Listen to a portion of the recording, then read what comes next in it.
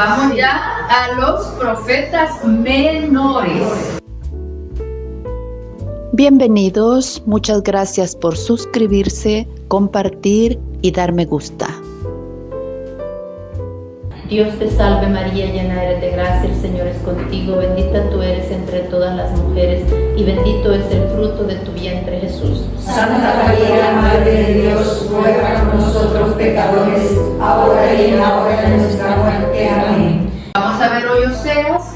Él está profetizando para las tribus del norte, está profetizando para Israel, para Efraín, muchísimos años antes de lo que acabamos de ver con Ezequiel, Jeremías, Baruch. Ellos estaban profetizando ya por el año 560 y tantos, antes de la deportación a Babilonia. Oseas está profetizando antes de la deportación a Siria, porque primero cayeron las tribus del norte y hasta por último cayó Judá. Entonces esa va a ser la gran diferencia que vamos a ver hoy. Voy a leer una parte de la introducción a los profetas menores de nuestro libro de lecciones bíblicas. El último libro del canon hebreo de los profetas se denomina simplemente los 12. Son 12 los profetas menores. Agrupa en efecto 12 opúsculos atribuidos a diferentes profetas. La Iglesia cristiana los considera como la colección de los 12 profetas menores, no porque sean menos importantes que los profetas mayores, sino por la brevedad comparativa con estos. Casi que todos los capítulos de los profetas menores, los 12 juntos, hacen casi el libro de Isaías. Entonces es una gran diferencia de la extensión de los libros entre unos y otros. Los 12 libros forman 3 grupos. Los primeros 3 son profecías tempranas dirigidas a Israel y a Judá. Los 6 siguientes son profecías a Judá y a las naciones gentiles. Los últimos 3 escritos después del exilio se refieren a la restauración permanente de Judá. Oseas, cuyo libro lleva su nombre, hijo de Berí, profetizó en los reinados de Osías, Joatán, de Acaz y de Ezequías, rey de Judá. O sea, en esa época que Isaías estaba profetizando en Judá, Oseas estaba profetizando en las tribus del norte. Eran contemporáneos, obviamente después de la división de los reinos. Fue elegido por Dios para anunciar sus castigos a las 10 tribus del norte, llamadas Israel o Efraín. De su vida durante este periodo solo conocemos el drama que él nos cuenta en los capítulos 1 al 3, del cual se han dado diversas interpretaciones. El contenido doctrinal de Oseas contiene 14 capítulos, es de estilo patético, sentencioso y elocuente, y trata de transmitir a través de su vida íntima el mensaje de Yahvé a su pueblo, la misericordia del Señor correspondida con la infidelidad de su pueblo. Como a través de estas páginas Oseas cuenta su propio drama. Las palabras le salen de su boca sin esfuerzo y con espontaneidad, porque Dios le hace vivir lo que quiere que le transmita a su pueblo. El pueblo ha sido infiel, le pide que se case con una mujer infiel, para que pueda transmitir ese dolor de la infidelidad, ese dolor de la traición, ese dolor del abandono, que en este libro nos dice que Dios siente cuando nosotros le damos la espalda. Es un libro precioso que hay que escudriñar a fondo para sentir verdaderamente su mensaje. La distribución ya está en la pizarra, primero del capítulo 1 al 3, el matrimonio de Oseas, lo vamos a leer completos, y luego oráculos contra Israel y ternura divina. A nosotros se nos hace tan insistente, tan repetitivo, pero es que estos 14 capítulos que se han recopilado, Oseas estuvo 25 años profetizando. Entonces esto es lo que insistió durante 25 años. Así que no es tan repetitivo, insistente y que cansa, como se nos hace a nosotros la idea, porque hemos leído todo junto y claro, parece que Dios hasta el cansancio les está insistiendo. de que se conviertan, que regresen. Vamos entonces a entrar ya en nuestra Biblia latinoamericana con las explicaciones de la introducción. Oseas encabeza a los profetas menores. Lo son si se mide por el largo de sus libros, pero también es cierto que muchos de ellos no han tenido en la tradición el mismo peso que los tres grandes profetas. Oseas ha tenido en contra suya que era de Israel, el reino del norte, y que todas sus profecías se referían a dicha nación. Esto no facilitó su reconocimiento por los judíos de Jerusalén, que reunieron los escritos proféticos. Merece, sin embargo, una mención muy especial por ser el primero que conoció a Yahvé como el amante de Israel, como el esposo de su pueblo. Dios lo llamó para advertir en su nombre a un pueblo idólatra y materializado, y le pidió hablar no solo el lenguaje de Dios, Señor de Israel, sino también el lenguaje del esposo traicionado. Esa era una gran novedad. Grandes profetas que vinieron después de Oseas, Jeremías, el segundo Isaías, Ezequiel, iban a retomar esta primera proclamación del Dios amante, una nueva visión de la alianza, unión y comunión de Dios con la humanidad. Saldría de ahí pasando a ser uno de los rasgos más decisivos de la fe judía y luego de la fe cristiana. Para un tal mensaje no era suficiente que el profeta supiera expresar con figuras humanas la forma divina de mirar a los hombres. La profecía auténtica no es cosa de palabras y de literatura, y era necesario que el profeta hubiese experimentado en carne propia lo que Dios siente y vive, en cierto sentido tan realmente como nosotros. El primer profeta de Dios amante fue un profeta engañado por su esposa, a la que, a pesar de sus infidelidades, no dejó de amar. Es el gran mensaje. A pesar de nuestras infidelidades, Dios no deja de amarnos. Oseas empezó a predicar como en el año 746 a.C., es decir, al final del próspero reino de Jeroboam II. Jeroboam II fue el rey de las tribus del norte. En Israel del norte, inmediatamente después iban a empezar los 20 años de decadencia que tendrían como conclusión la toma de Samaria y el destierro de sus habitantes. Estudiamos en libros anteriores que ellos habían sido desterrados a ciudades diferentes para que no puedan luego reunirse y levantarse contra el opresor. El libro de Oseas comienza con el relato de su propio problema conyugal.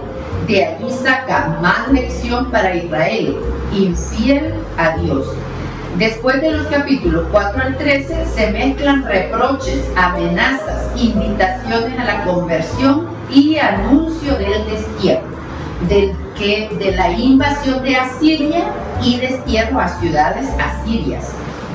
Sin embargo, comprende que Dios es un educador y que no permite sin razón las desgracias y aún la destrucción de la nación.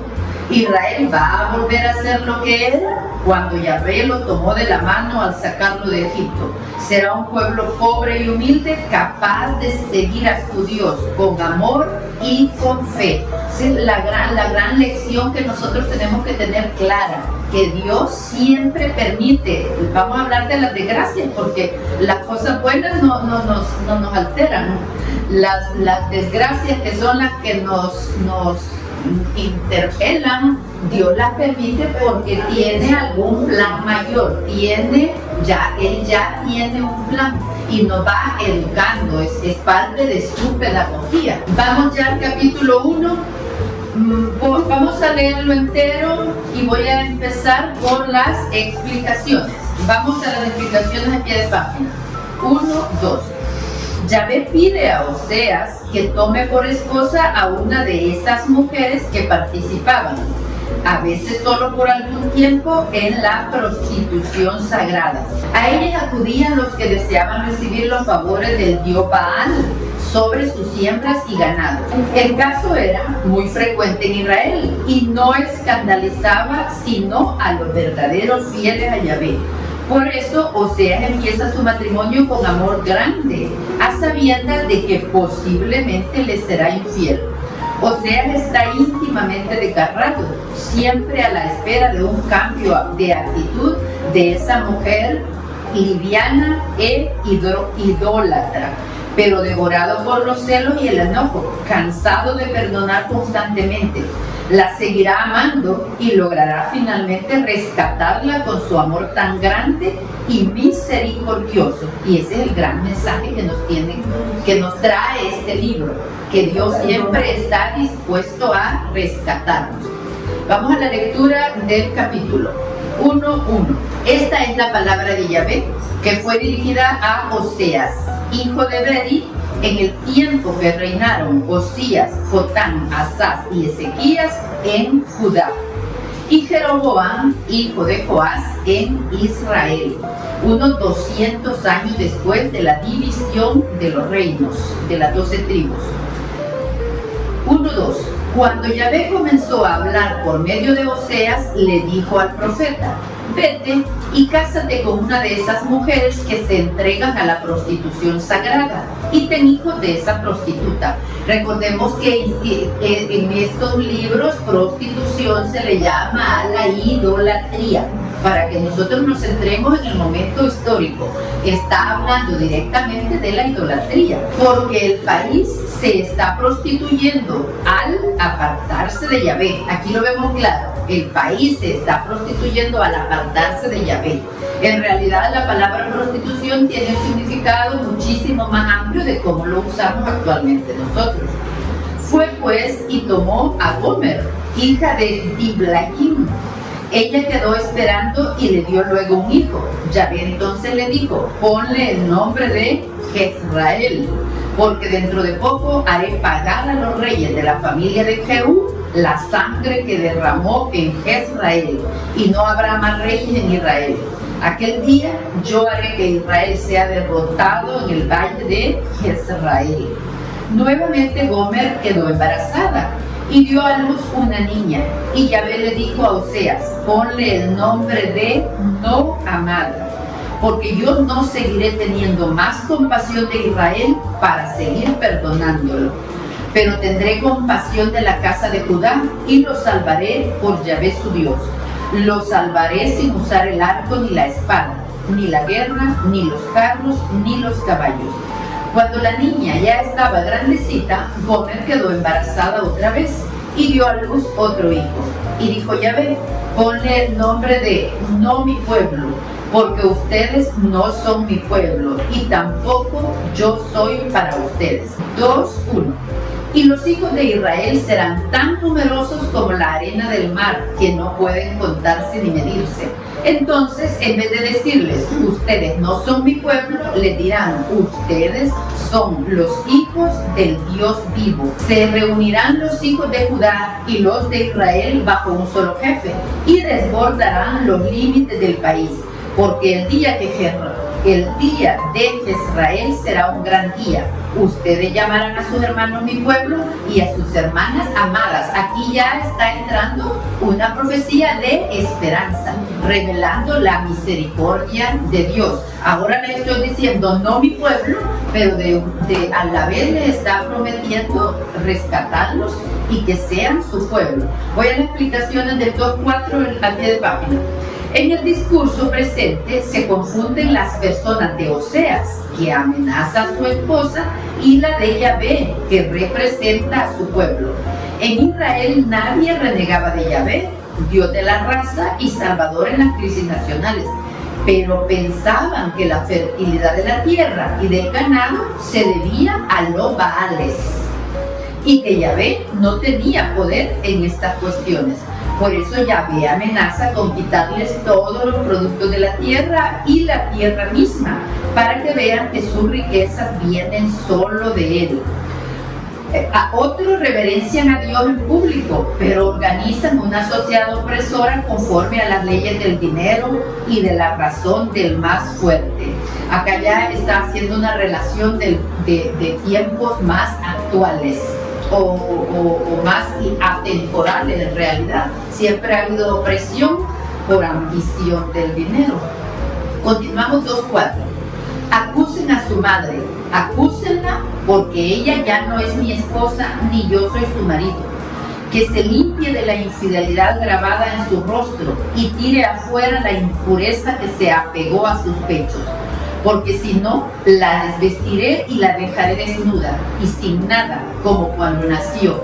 Será entonces igual que un desierto, como tierra sin agua y morirá de sed.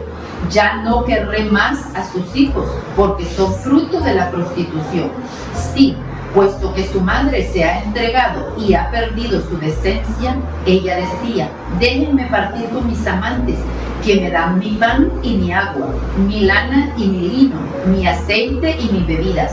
Ella no veía que era yo el que le daba el trigo, el vino, el aceite, y quien le proporcionaba en abundancia la plata y el oro que empleó para fabricar a Baal. Así funcionaba la prostitución sagrada. Le ofrecían a los Baales y claro, llevaban la ofrenda. Por eso a veces también los sacerdotes se pervertían en el sentido que hacían pecar al pueblo para que el pueblo trajera más ofrendas y ellos tener más riqueza. Por eso vendré a recuperar mi trigo en la cosecha y mi vino nuevo en la vendimia, y le quitaré mi lana y mi lino. Le está hablando a todo el pueblo. Y todo lo que cubría su desnudez, dejaré desnuda su vergüenza en presencia de sus amantes, y nadie la salvará de mis amigos. De Israel, ¿a quiénes se estará refiriendo cuando dice sus amantes? A los dioses. A los países con los que ellos querían hacer alianzas, que está precisamente Asiria y Egipto. Entonces ellos quieren hacer alianzas con ellos, entonces se van detrás de su riqueza, piensan que ellos les van a proveer de lana, lino, y no ven que es su Dios el que les provee. Continuamos 2:13.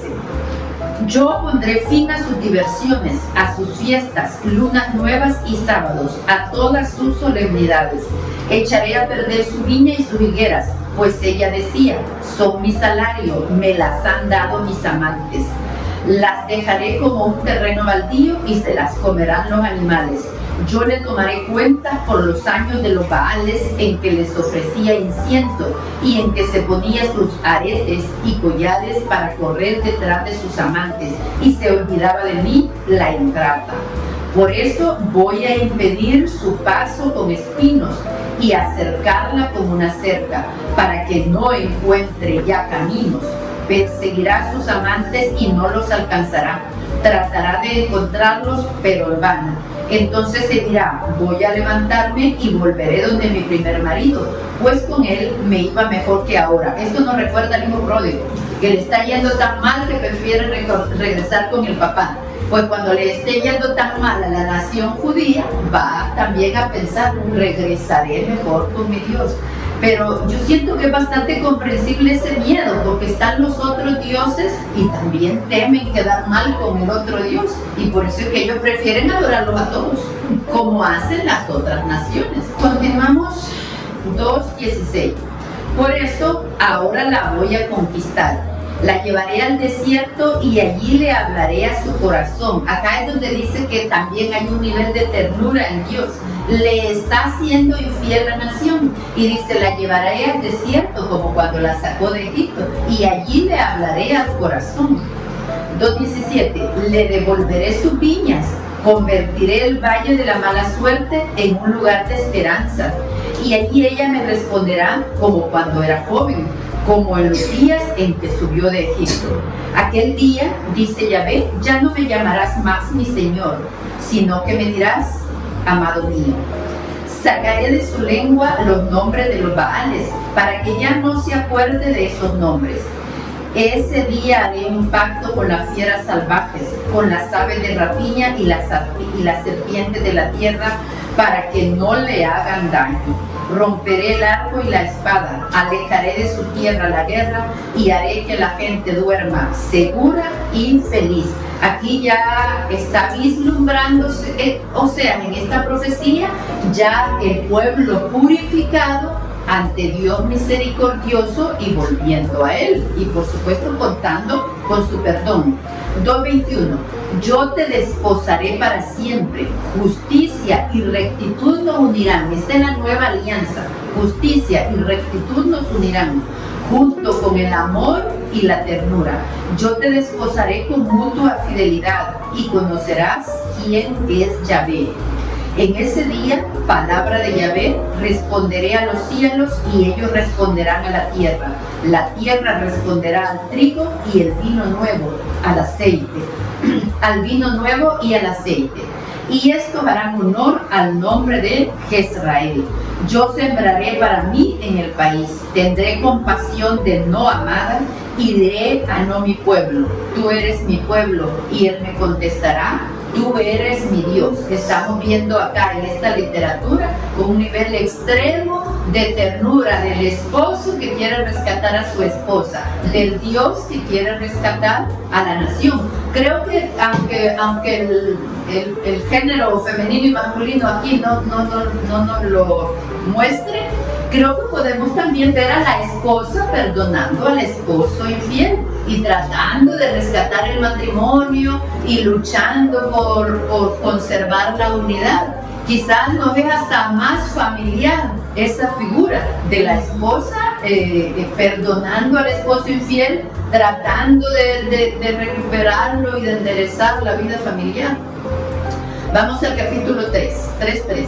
Yahvé me dijo, vuelve a querer de nuevo a una mujer adúltera que hace el amor con otros, así como Yahvé ama a los hijos de Israel, a pesar de que lo han dejado por otros dioses y le ofrecen tortas de pasas. Recuperé pues a mi esposa, pagando por ella 15 monedas de plata y una carga y media de cebada. Y le dije, te quedarás aquí conmigo mucho tiempo, sin ofrecerte a nadie y sin traicionarme con ningún hombre. Y yo tampoco tendré relaciones contigo, porque también por muchos días los hijos de Israel quedarán sin rey, sin jefe, sin sacrificios, sin piedras sagradas, sin consultas a Yahvé y sin ídolos para proteger la casa. Después volverán los hijos de Israel, buscarán a Yahvé su Dios y a David su rey. Cuando llegue el momento, acudirán llenos de respeto a Yahvé para recibir su beneficio. Esta también es una promesa de restauración y de esperanza. Y acá tenemos los primeros capítulos de la tragedia que vive Oseas. Esto también nos ayuda, las experiencias que nosotros vivimos también nos ayudan a luego encarnar lo que vive el hermano y poder también apoyarlo. Vamos al capítulo 4. Escuchen lo que dice Yahvé, hijos de Israel. 4:2. Solo hay juramentos en falso y mentiras, asesinato y robo, adulterio y violencia, crímenes y más crímenes. Fijémonos en la organización del capítulo 4 al 11. Lo que vamos a estar leyendo son oráculos contra Israel, el profeta insistiendo todo lo que les viene y que se conviertan. 4:3. Por eso todo el país está de duelo y están deprimidos sus habitantes y desaparecerán hasta los animales salvajes, las aves del cielo y los peces del mar. Pero que nadie acuse o se defienda, pues contra ti, sacerdote, es mi demanda. Tropezarás en pleno día y contigo tropezará el profeta en la noche, pues haré callar sus oráculos. Mi pueblo languidece por falta de conocimiento, y como tú has dejado que se perdiera el conocimiento, yo también haré que pierdas mi sacerdocio. Te has olvidado de la ley, y también yo me olvidaré de tus hijos. Todos por igual me han ofendido, pues me han dejado a mí su gloria por ir a una vergüenza. Y como comen de los animales que mi pueblo ofrece por el pecado, les conviene que mi pueblo siga pecando.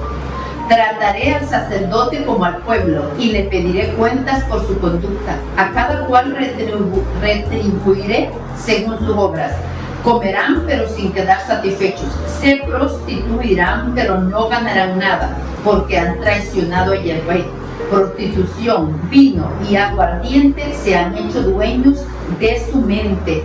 Y quizás los sacerdotes tienen esta gran responsabilidad de guiar y formar a su pueblo. Un sacerdote no puede decir, bueno, como no entienden, no les explico. A mí me encanta el etíope que le dice a Felipe, ¿y cómo voy a entender si no tengo quien me explique? Entonces el sacerdote se tiene que ubicar. Si él no explica, ¿cómo vamos a entender? Entonces necesitamos también que el sacerdote ejerza su papel de sacerdote, forme, guíe y enseñe a su pueblo, porque acá está siendo tan claro como seas. Como les conviene que el pueblo esté en pecado porque trae más ofrendas, pues no le exigen. Continuamos con el capítulo 6, vamos a leer del 1 al 6. 6:1. Vengan, volvamos a Yahvé, pues si Él nos lesionó, Él nos sanará. Si Él nos hirió, Él vendará nuestras heridas. Dentro de poco nos dará la vida. Al tercer día nos levantará y viviremos en su presencia. Empeñémonos en conocer a Yahvé. Su venida es tan cierta como la de la aurora y su intervención tan repentina como la llegada del día.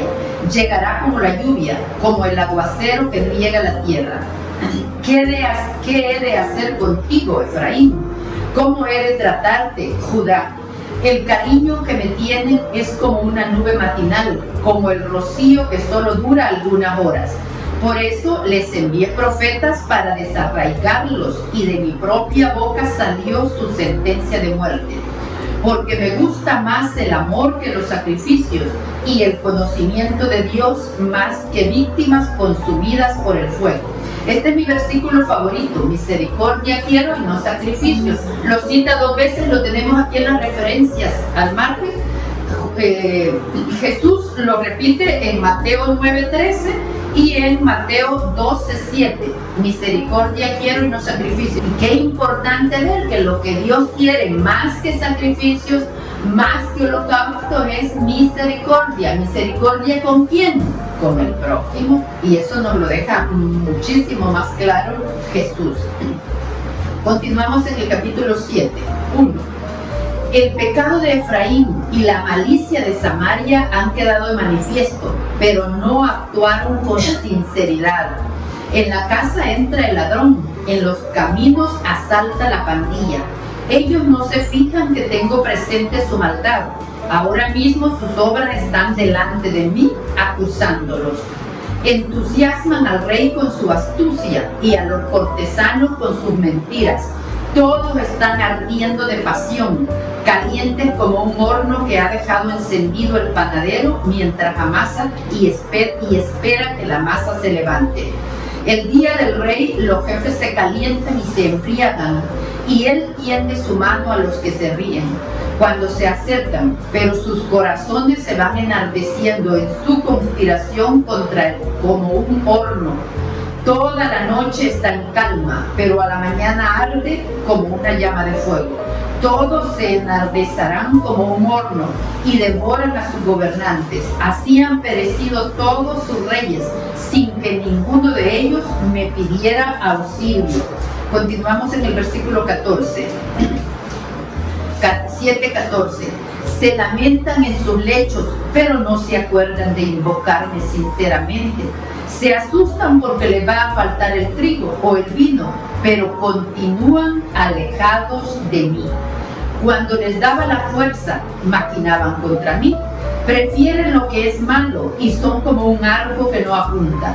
Sus jefes morirán acuchillados por haber proferido tantas injurias, y en Egipto se reirán de nosotros.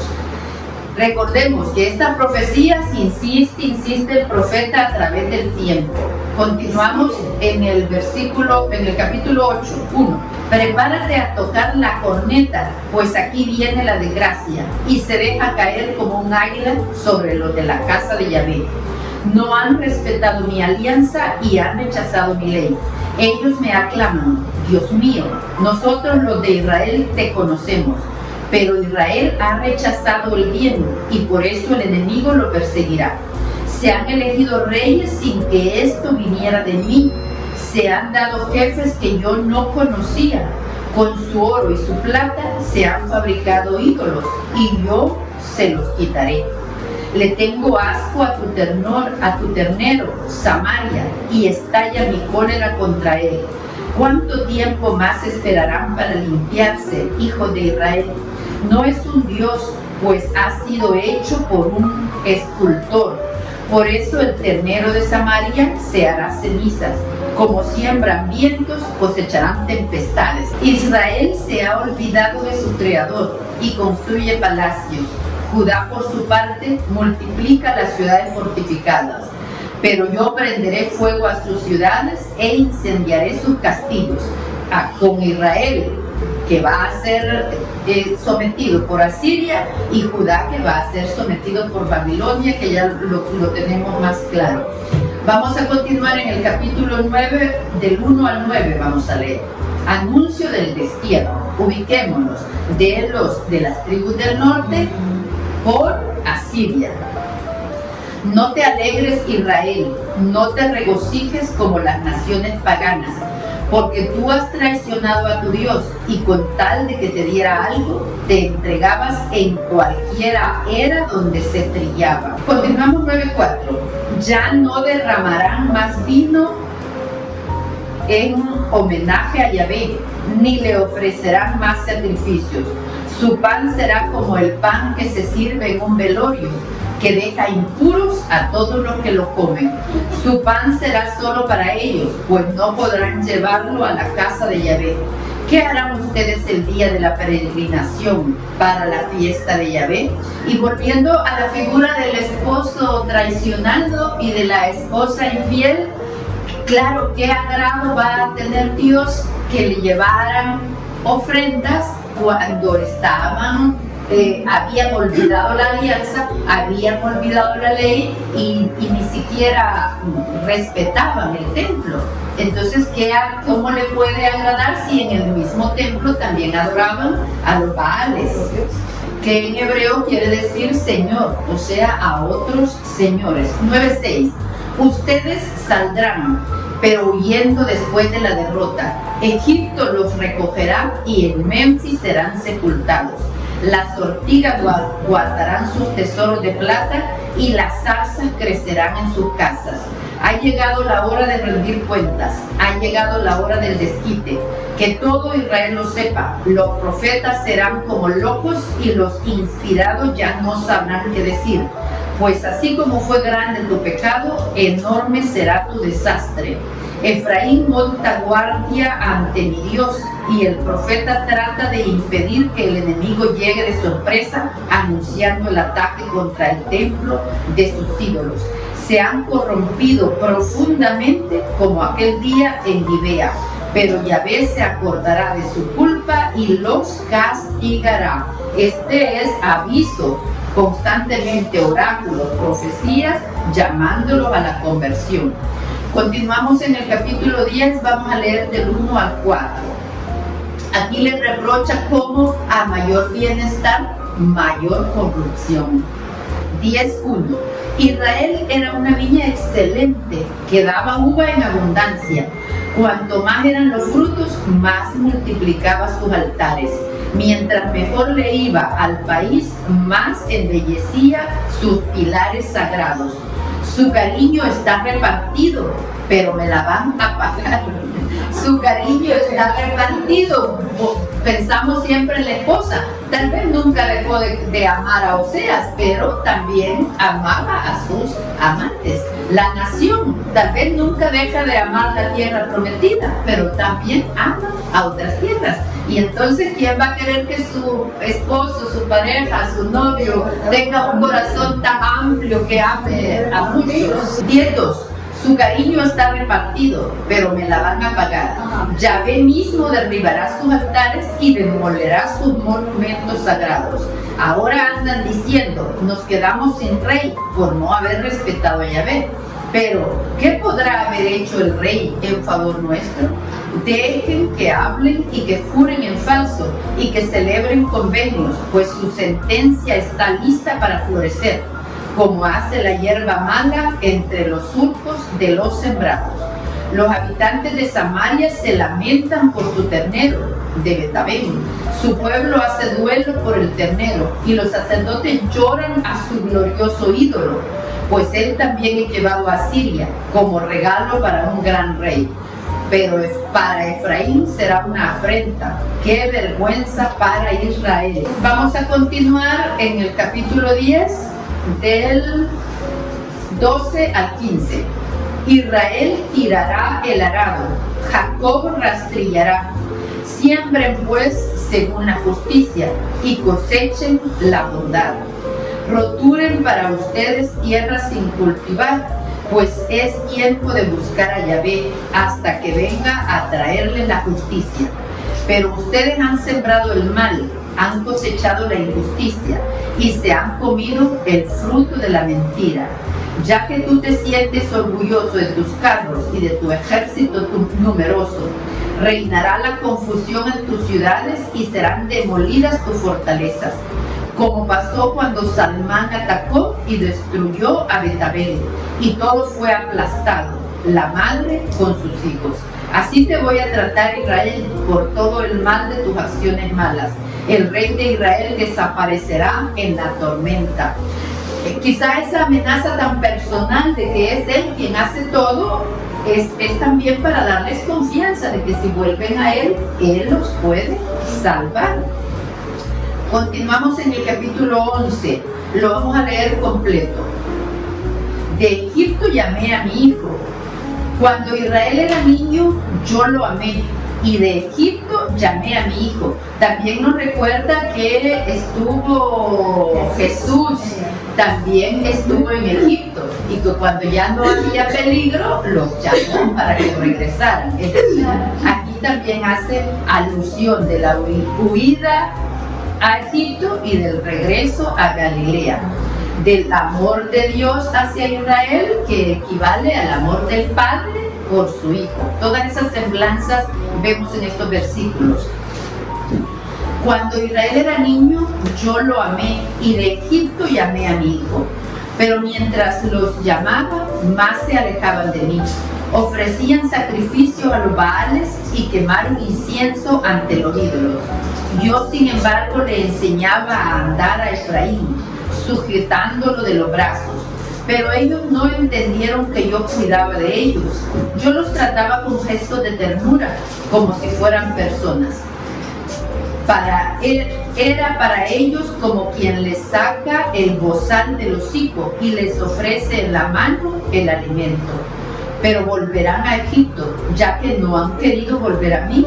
Tendrán por rey a Siria, la espada arrasará sus ciudades, exterminará a sus hijos y saciarán con sus fortalezas. ¿Cómo voy a dejarte abandonado, Efraín? ¿Cómo no te voy a rescatar, Israel?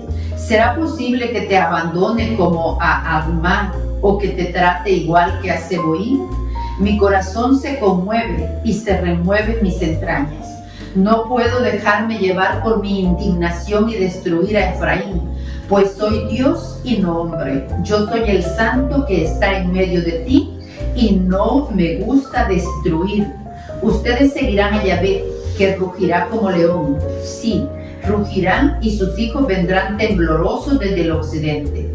De Egipto acudirán como pájaros, del país de Asur como palomas, y hará que vuelvan a habitar sus casas. Palabra de Yahvé. Vamos a leer las explicaciones del 11.1. Soy Dios y no hombre. Los percances que nos parecen castigos de Dios son en realidad los medios que Él considera más apropiados para llevar a cabo la formación de cada persona. Nos falta comprensión de esto, que estas experiencias, esas dificultades, esas pruebas sirven para nuestro crecimiento y nuestra madurez. Continuamos en el capítulo 12, vamos a leer del 1 al 7. 12.1. Efraín me ha rodeado de mentira, la gente de Israel de falsedad. Sigue todavía su Baal y se apega a sus divinidades. Efraín vive de ilusiones y corre todo el día tras el viento de oriente. multiplica las mentiras, las violencias, hace alianza con Asiria, mientras se pone bien con Egipto. Por eso Yahvé tiene una querella contra Israel. Va a pedir cuentas a Jacob y darle su merecido por lo que ha hecho. Ya en el seno materno suplantó a su hermano, y cuando era hombre peleó con Dios. Luchó con el ángel, lo venció, le suplicó llorando que le diera la bendición. Lo encontró en Betel y allí le habló. Yahvé, Dios de los ejércitos, Yahvé es su nombre. Por eso, tú regresa donde tu Dios, actúa con amor y justicia y confía siempre en Él. Y continuamos el 13, vamos a leer del 1 al 6. Voy a leer la explicación del capítulo 12. Oseas retoma la historia de Israel. Recuerda los aspectos negativos del personaje de Jacob, el antepasado del pueblo. Dios atrae sobre su pueblo la muerte y la destrucción. Pablo dará a este versículo un sentido totalmente opuesto. En 1 Corintios 15:55 lo podemos ver. Ya vamos al capítulo 13, solo vamos a leer del 1 al 6. Cuando Efraín hablaba, todos temblaban de espanto, pues era poderoso en Israel, pero decayó apenas se puso a pecar con el Baal. Y todavía siguen pecando, pues se han fabricado con su plata un ídolo de metal fundido y diseñado a su gusto. Esto no es más que obra de artesanos, pero ellos dicen, ofrézcanle sacrificios, y hombres como ellos besan a un ternero. Por eso serán como neblina matinal, como el rocío que pronto se seca, como paja barrida por el viento, como el humo que escapa por la ventana. Sin embargo, yo soy Yahvé, tu Dios, desde la tierra de Egipto. No conoces otro Dios fuera de mí, ni tienes más Salvador que yo. Yo te conocí en el desierto, en esa tierra seca. Yo les di de comer, pero cuando estuvieron satisfechos, se llenó de orgullo su corazón y se olvidaron de mí. Pues bien, yo fui para ellos como un leopardo. Me pongo al acecho en su camino como una pantera. Me lanzo sobre ellos como un oso al que le han quitado sus crías y desgarro la funda de su corazón. Como leona, allí mismo los devoro y los destrozo como fieras salvajes. Vamos a terminar este capítulo. 9. Ya está destruido Israel. ¿Quién vendrá en tu ayuda? ¿Dónde está tu rey para que te salve y tus jefes para que te protejan? ¿No decías, dame un rey y unos jefes? Te di un rey para que no me molestaras más, y ahora te lo quito porque ya me aburriste. La falta de Efraín es mantenida en reserva y se guarda en un lugar seguro su pecado. Le llegan los dolores de parto y el niño está listo para nacer, mas no sale, pues es un hijo tarado. Yo lo libraré del poder del sepulcro, yo lo salvaré de la muerte, no. ¿Dónde están, oh muerte, tus plagas? ¿Dónde están, oh sepulcro, tus azotes? No quiero tenerles más compasión. Efraín creció más que sus hermanos, pero sobre él pasará el viento del este. El soplo de Yahvé subirá del destierro.